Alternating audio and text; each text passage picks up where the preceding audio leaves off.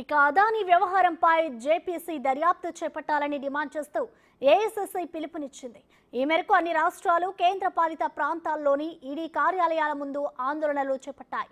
అందులో భాగంగా టీపీసీసీ ఆధ్వర్యంలో హైదరాబాద్ ఈడీ కార్యాలయం వద్ద తెలంగాణ కాంగ్రెస్ నేతలు నిరసన చేపట్టారు. దేశవ్యాప్తంగా హిండెన్బర్గ్ ఆరోపణలతో సెబీ చీఫ్ మాధవీపురి బజ్పై తీవ్ర విమర్శలు వ్యక్తమవుతున్నాయి. కేంద్ర సంస్థల్ని తమ గుప్పిట్లో పెట్టుకుని కొందరికి మాత్రమే లబ్ధి చేకూరేలా ప్రధాని మోదీ, కేంద్ర హోంశాఖ మంత్రి అమిత్ షా వ్యవహరిస్తున్నారని, ముఖ్యంగా అదానికి లబ్ధి చేకూరుస్తున్నారు అని విమర్శలు వెల్లువెత్తాయి. దీంతో దీనిపై దర్యాప్తుకు కాంగ్రెస్ పట్టుబట్టింది.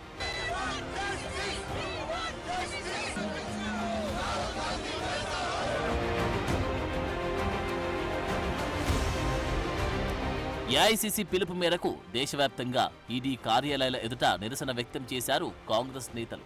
టీపీసీసీ ఆధ్వర్యంలో అసెంబ్లీ ఎదుట గన్ పార్క్ నుండి ఈడీ కార్యాలయం వరకు భారీ ప్రదర్శన నిర్వహించింది. అనంతరం ఈడీ కార్యాలయం వద్ద తెలంగాణ కాంగ్రెస్ నేతలు నిరసన వ్యక్తం చేశారు.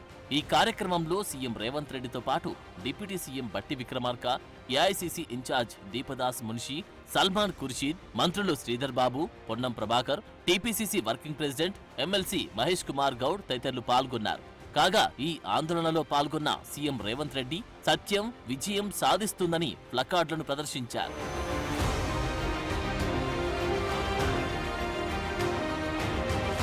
ఈ సందర్భంగా సీఎం మాట్లాడుతూ అదానీ వ్యవహారాన్ని చట్టసభల్లో రాహుల్ గాంధీ బయటపెట్టారన్నారు.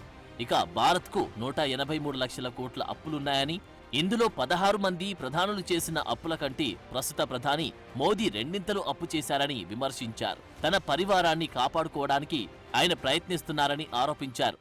కానీ 2014లో ప్రధానమంత్రిగా నరేంద్ర మోడీ గారు బాధ్యత తీసుకున్న తర్వాత ఈరోజు వెనక్కి తిరిగి చూస్తే 1947 ఆగస్టు 15 తారీఖు నుంచి దేశ స్వతంత్రం వచ్చినప్పటి నుండి 2014 వరకు దాదాపుగా 66-67 సంవత్సరాలు ఈ దేశం 55,000 కోట్ల రూపాయల అప్పులు చేస్తే నరేంద్ర మోడీ గారు 11 సంవత్సరాలలో 1,15,000 కోట్ల రూపాయల అప్పులు ఈ దేశం మీద తీసుకొచ్చి పెట్టిండు.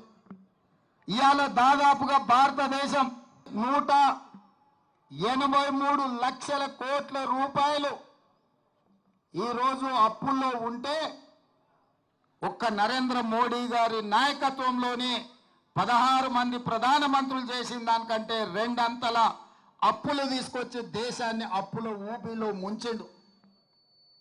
ఇవాళ దేశ ఆర్థిక వ్యవస్థను చిన్నాభిన్నం చేయడమే కాకుండా ఆనాడు చేసే అప్పుల కంటే రెండింతలు చేసి ఈ దేశంలో వారు నిర్మించింది కానీ వారు తీసుకొచ్చింది కానీ లేదు. దేశాన్ని మోదీ, అమిత్ షా, అదానీ, అంబానీ చెరబట్టారని ఆగ్రహం వ్యక్తం చేశారు సీఎం రేవంత్. అదానీ మెగా కుంభకోణంపై విచారణ జరపాలని డిమాండ్ చేశారు. సెబీ చైర్పర్సన్ అక్రమాలపైన జేపీసీ వేయాలన్నారు. ఇప్పుడు తెలంగాణలో ప్రజాప్రభుత్వం ఉందన్నారు. హమ్ దో హమారే దో అని ప్రకటనలు చూసేది నరేంద్ర మోడీ, అమిత్ షా కలిసి అదానీ, అంబానీలను ఈరోజు గుజరాత్ నుంచి తీసుకొచ్చింది. ఈరోజు గుజరాత్ నుంచి వచ్చిన ఒక నలుగురు నరేంద్ర మోడీ గారు, అమిత్ షా గారు, అదానీ గారు, అంబానీ గారు ఈ నలుగురు ఈ దేశాన్ని చేతబట్టి దుష్ట చతుష్టయం ఈరోజు ఈ దేశాన్ని దోసుకుంటున్నారు. దోపిడీలో భాగంగానే సెబీ చైర్పర్సన్ గారు పాల్పడ్డ తప్పిదాల మీద విచారణ చేయండి, తక్షణమే ఆవిడను తొలగించండి, ఆవిడైనా రాజీనామా చేయాలి సెబీ చైర్పర్సన్ గా, లేకపోతే కేంద్ర ప్రభుత్వమే ఆవిడను తొలగించాలి అని మన నాయకుడు రాహుల్ గాంధీ గారు, మల్లికార్జున్ ఖర్గే గారు డిమాండ్ చేశారు. ఆ పని చేయలేదు. ఆ పని చేయనప్పుడు జరిగిన అవకతవకల మీద లోక్సభ, రాజ్యసభలో జాయింట్ పార్లమెంటరీ కమిటీని వేయండి అని కాంగ్రెస్ పార్టీతో పాటు ఇండియా కూటమి డిమాండ్ చేసింది. ఈ డిమాండ్ను అమలు చేయకపోను 4 రోజుల ముందే పార్లమెంటును వాయిదా వేసుకొని ఇవాళ భారతీయ జనతా పార్టీ ప్రభుత్వం పరారైపోయింది. ధర్నా అనంతరం అదానీ ఆస్తుల వ్యవహారంపై ఈడీ అధికారులకు ఫిర్యాదు చేశారు కాంగ్రెస్ నేతలు. అదానీ కుంభకోణంపై విచారణ జరపాలని వినతిపత్రం అందజేశారు.